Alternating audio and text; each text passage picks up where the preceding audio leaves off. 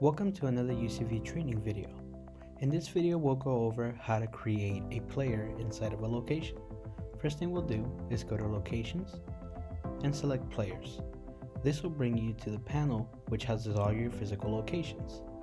For this example, we'll go back to the training location that we created in the previous video. From here, you'll be able to create new players inside of your location and view the existing ones if already there. We'll click on Add a Player, and you will be presented with this form. For this example, we're going to go ahead and name this Lobby Display. After we've gone ahead and typed in the name, it's going to ask us for the password, which is presented to you by the player once it's hooked up to the network, to the display, and also the power. So for this example, we'll type in the password. I'll delete it once we're done so that way we can proceed. Once we've gone ahead and set up the password, next thing you want to do is select the layout that will be associated with this player.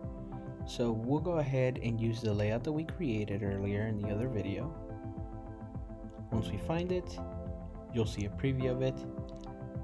We'll delete this password here for the training, click save,